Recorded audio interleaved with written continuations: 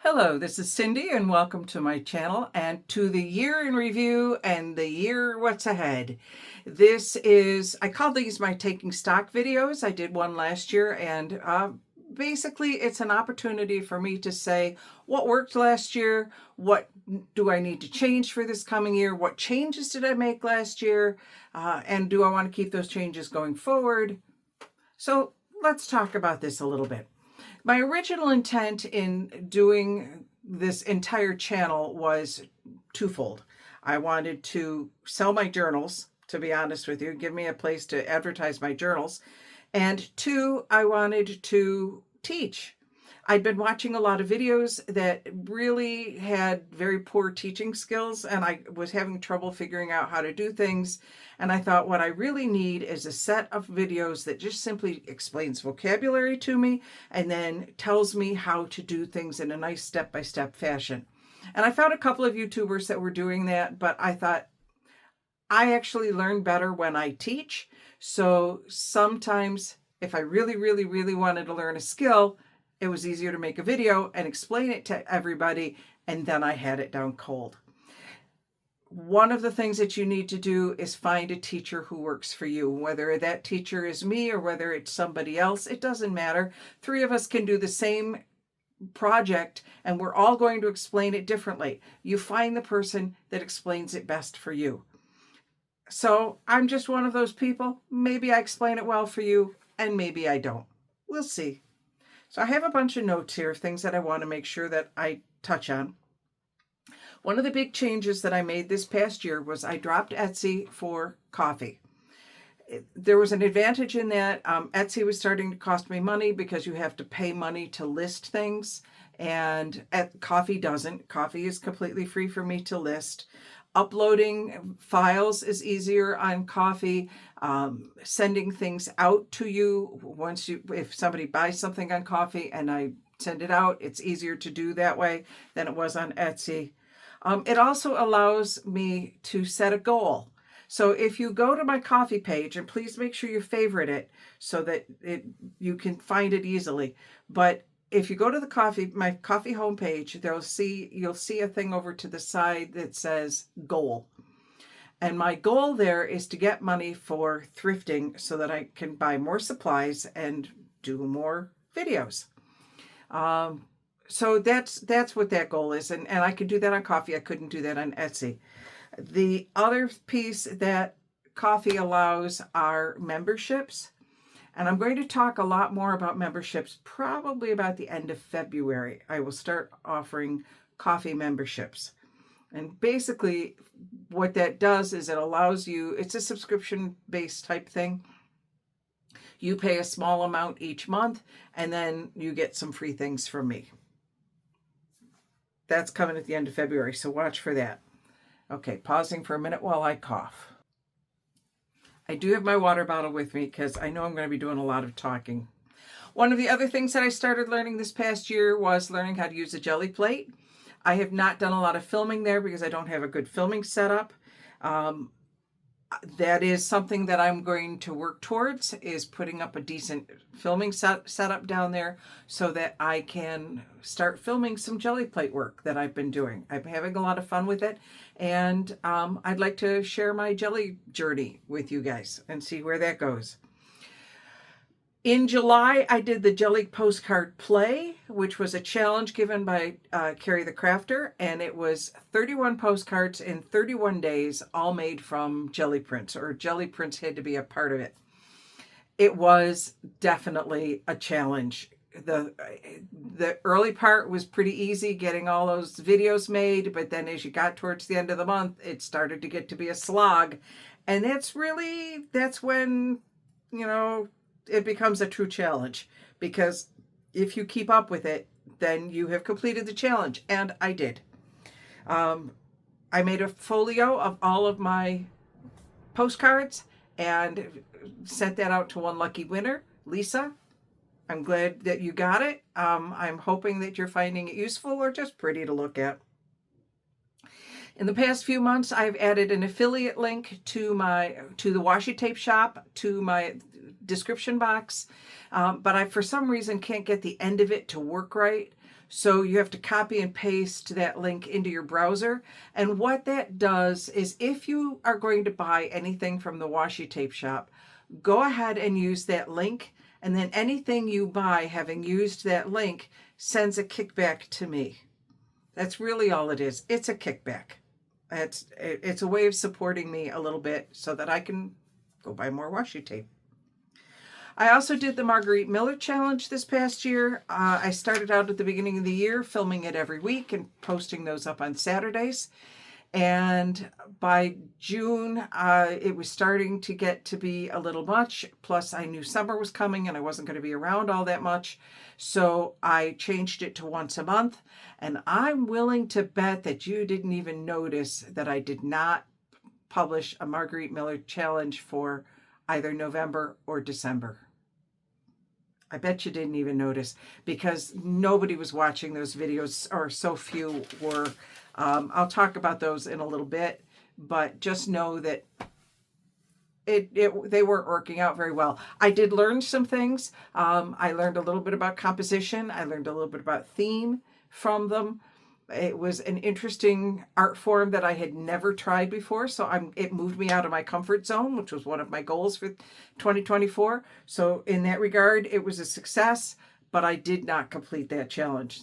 Got to be November, and there was just so much other stuff going on. I ended up letting it fall by the wayside. This past year, I got a new toy. I got a new sewing machine, and so those of you who know me, who've been working with me for a while or watching my videos, know that I have a love-hate relationship with the sewing machine. I love to use it. It hates me. So, I wasn't sure how it was going to work, but it has changed how I make journal covers. And I really am, it's basically upped my game there. And I really like how the journal covers are coming out. I don't use it for smaller things because it's downstairs. This room that I'm in. This is my craft room. This is on the second floor of my house. My sewing machine is in the dining room downstairs. I don't have space for it up here. And I will do a craft room tour in another couple weeks and show you just how little room I have. If you can find a spot in my craft room for my sewing machine, please make sure you let me know, because I would be happy to bring it up here. I would love to have it up here. I will use it more often if it were up here, but because it's downstairs, I don't use it quite as much as I'd like to. It was another thing that moved me out of my comfort zone though, so that was really nice. I had intended this past year to do more of these face-to-face pieces, and I'm trying to look at my camera. My camera is over to the side. My face is over here when I'm actually filming, so I'm not actually looking at my face. I'm looking at where the camera is, and I really wanted to do more of these. I didn't do as many as I'd hoped to do. We'll see coming forward into 2025 if I keep that as a goal. I haven't really decided yet. What I did not do, and I'm putting back on the goal list for 2025, is I still haven't done a live stream. And I really, really, really want to do a live stream. I just have to figure out the mechanics for it. I did not do any journal swaps this past year. I did a page a month swap instead. And every month, I was a group that I belonged to, and every month there would be a theme, and you would make a page. You take a 8.5 by 11 sheet, fold it in half, so really 4 sides, and you would make a page on that theme, and then you'd swap it with somebody. So I have a whole journal of different artists, basically 12 different artists, and it's really cool. I will show it for you. I haven't gotten December's page yet because the Canadian Post was on strike for a while. That has now resolved, and we are in the process of trying to get American and Canadian mail to sync up so that we can swap our December page. So once I get that done and get that organized, I will be sharing that with you guys later on this year. As far as craft fairs go, I went to 5 this past year. I will do 3 of them again. One I won't do because it was a craft fair for the eclipse. We're not going to have an eclipse this year. And one I'm not going to do because I did really well at it. I sold quite a bit. In fact, I made enough money to cover my booth fee plus a little bit. So I was okay with that. However, my daughter was there with me, and her tent was vandalized, and to the point where it is no longer usable as a tent. The entire frame was bent and some lights were damaged. There is a hold harmless that when you go to these types of craft fairs, you do not, the vendors, the overarching, group is not going to pay for any damage done to your, you assume your own damage piece, but they do provide security. So I went to the organizers and I explained to them what had happened. My daughter came with me. She was a little nervous about doing it, but I said, come on, we got to let them know, because they need to know that there was damage done. That's the only way they're going to be able to prevent damage done in the future, is to know that they need to beef up their security. We got up there. I spoke with the organizers and they went, okay, so what? Sorry. It's life. Totally unconcerned with the fact that their security had failed. And I thought, okay, that's it. I'm done. I will stay for this craft fair. I had one more night to do, and then I'm out of here, and I'm not coming back. So yeah, I'm not going back. So I'm looking for some other craft fair to do. Okay, I need a sip of water. All right. YouTube, because we're going to launch into YouTube. So this channel now is a little under 2 years old. Its anniversary date is January 15th, for when I published my first video. In 2024, I released 184 videos. Of course, 31 of those were the Gelli postcard play, so that was a lot. We went from 257 subscribers last January to, are you ready?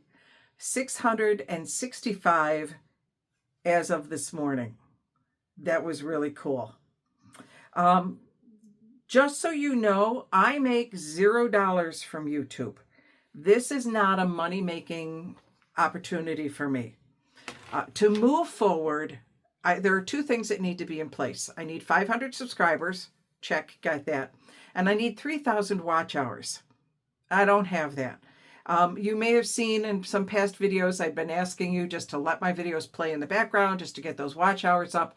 It was working. I was up to about 2,700, so I needed about maybe 2,600. I needed between 300 and 400 watch hours when a massive day dropped off. It's within a 365-day period.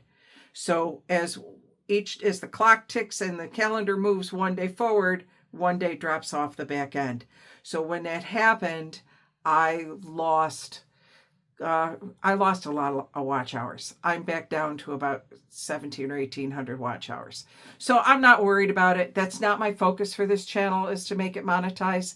In order to make real money at it, I need 1,000 subscribers and I need 4,000 watch hours. So I'm not going to sweat it. It is what it is.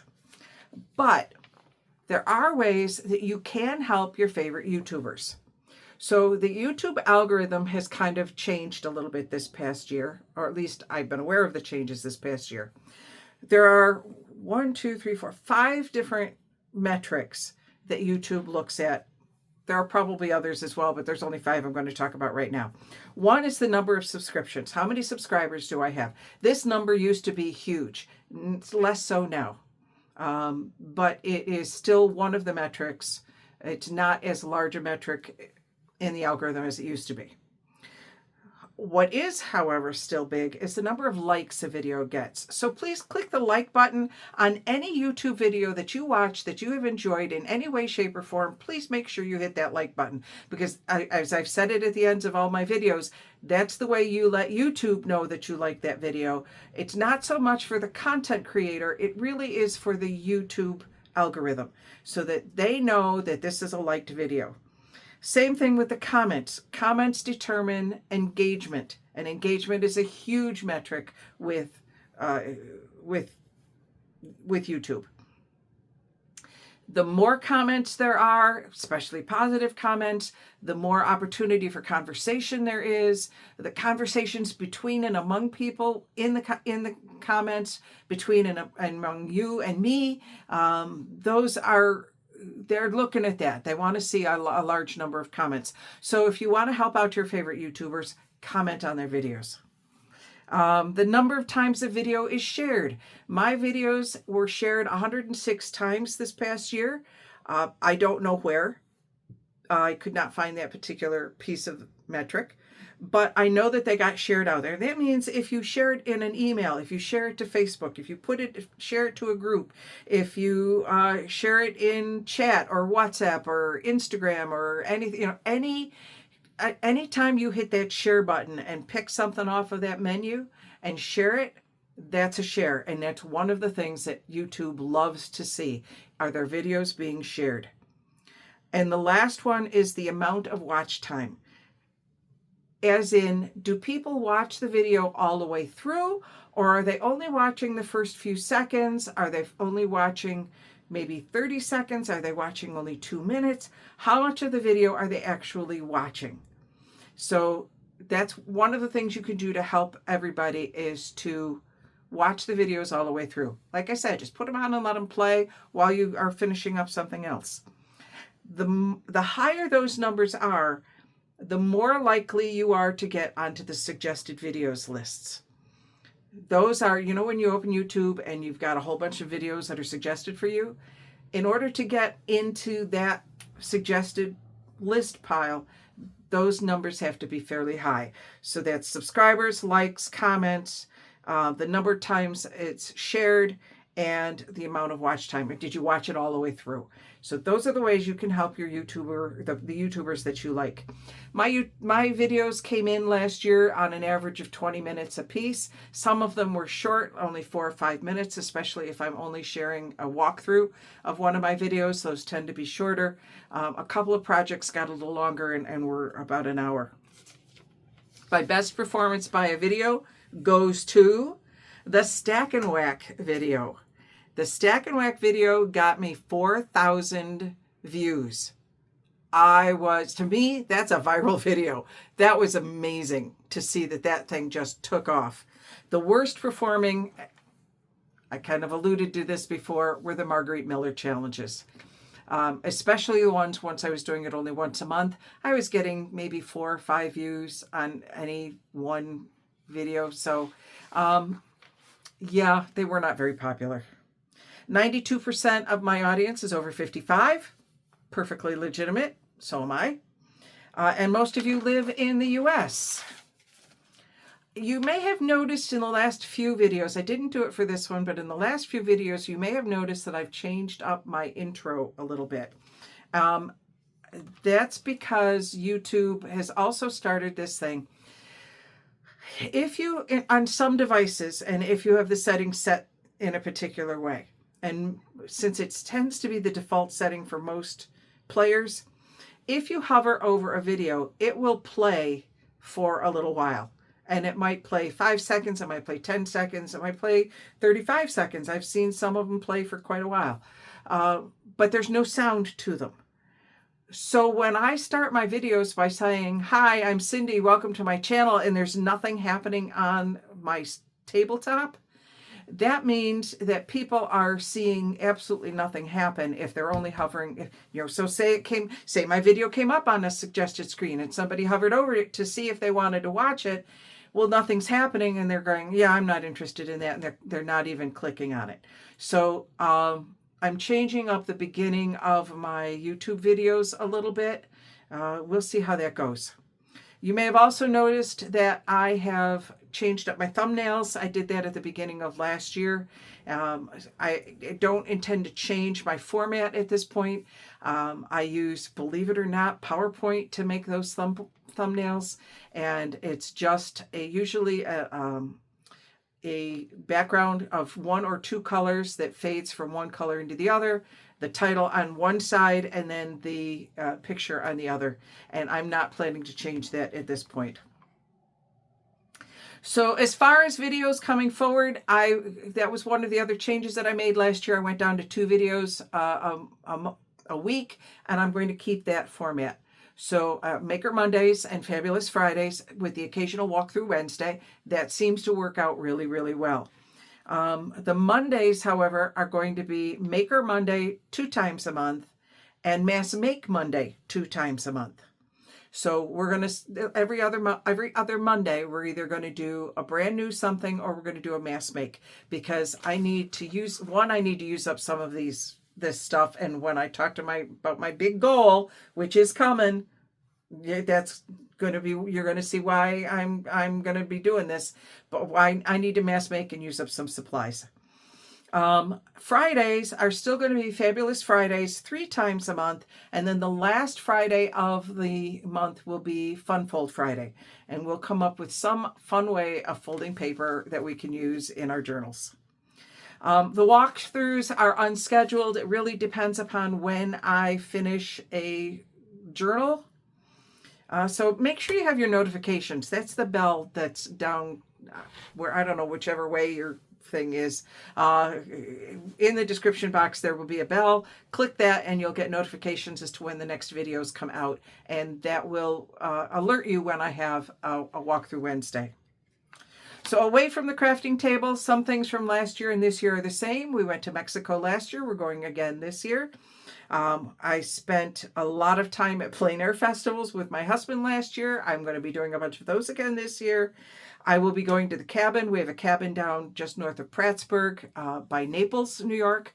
And I will be spending some time at the cabin. Believe me, it is needed time away from everything, away from the crafting table, away from the park across the street, which can get very noisy at times. It's just, it is sometimes an opportunity, touching nature. It's an opportunity to go out and take a walk in the woods, and I love it. Last year we went to Disney. We are obviously we can't do that every year. This year is to be determined. We're in talks with 2 other couples as to where we might like to go this year, and maybe the 6 of us will go somewhere. I also, away from the writing table, or away from the crafting table, is my writing. I have written, of course, several novels, erotic romance novels under the name Diana Hunter. I will put the link to her stuff down below. And I also have an epic fantasy that I have been working on. It's 4 books long. First 2 books are completely written. 3rd book is almost complete. So I'm looking for a publisher for that. If you happen to know any publishers, I am looking for a publisher. All right. You ready for the big goal? This is it. The big goal, the big challenge for the year. This is going to be a no-buy year. No-buy, B-U-Y, year. Yeah, I'm not buying any new supplies. I could buy glue, because that you use it up, you need more, that sort of thing. That's okay.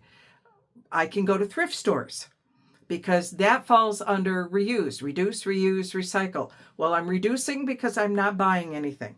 I'm reusing because I'm going to reuse either stuff that I already have in this room, or I'm going to, I can go thrifting and buy stuff from there.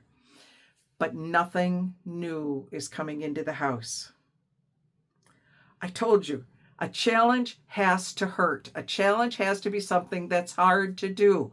So I will do monthly updates and let you know how I did, whether I succeeded or failed for that particular month, especially after Christmas. If you watched my Christmas presents videos, oh my glory, I got so much cool stuff. And I just got a happy mail today from someone with a bunch more really cool stuff. So, sorry, I'm just changing how I'm sitting here a little bit. So yeah, I have enough stuff in this room to make probably 1,000 journals. So we're not buying anything new this year. So I'm going to keep track of my receipts, and what I spent on thrifting, and, hopefully that I did not spend anything new. And the other thing that I'm going to do just because I think this sounds like a fun metric to know. Every project I do, having started on January 1st, every project I do, I'm going to weigh and see how much it weighs, how many pounds it weighs, or how many ounces. And I'm going to keep track. And so I will, on the last video of every month, whatever the last video is of that month, I will give you an update on how many pounds I kept out of the landfill that month. And it's kind of what I want to see, how much I'm keeping out of the landfill. Because of course we all have our scrap bag, the for scraps that are too little or that you aren't going to use. I'm still sending stuff to the landfill. I'm just hoping to send, less. I got the hiccups all of a sudden. Need a little bit of water. So this idea is definitely in the zeitgeist.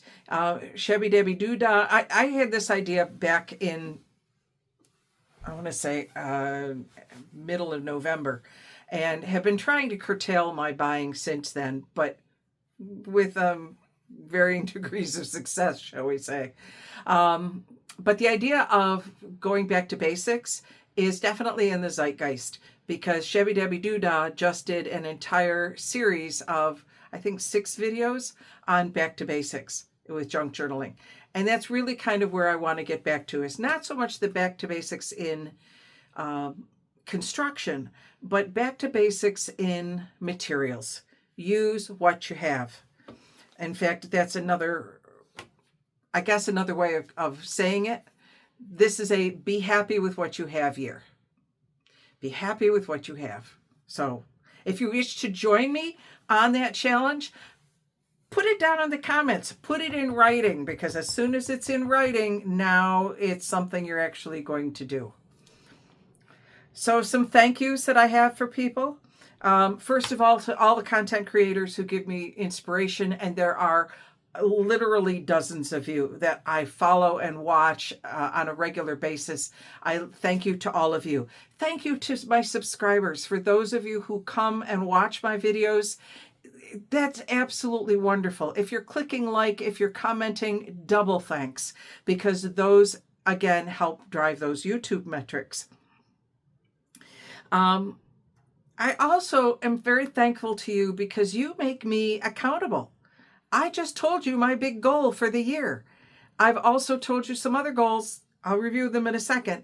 But those, by stating it here, by putting it out there publicly, I'm really hoping to avoid the New Year's Eve resolution drop that happens right around mid-February, early March, when all those resolutions that you were going to do kind of fall by the wayside. I've made this public and I've posted it out here for the whole world to see. So these are the things that I'm going to accomplish this year. Look for an announcement about Ko-fi memberships. Watch for Jelly Plate videos. I didn't talk about this one earlier, but I do want to do it. I have the affiliate link for the washi tape shop. I'd like to get one up for an Amazon shop. I haven't figured out how to do that yet, so I'm hoping to figure that one out. A live stream. I'd really like to do a live stream. A change to the start of my YouTube videos. And the big goal, the no-buy updates. All right. I've been talking for just under a half an hour. And yeah, let me know in the comments what you think I should add to this. If you want to join me in any of these, let me know that in the comments. Tell me what you're going to do. Do you have any other goals for yourself that you intend to do this year that I haven't mentioned? Maybe I'll add it to my list. So go ahead and let me know what that is. In the meantime, if you're enjoying these videos, please make sure you hit that like button and subscribe. Make sure you click the bell for notifications so you know when the next video comes out. And as always, have a wonderful day. This is Cindy signing off.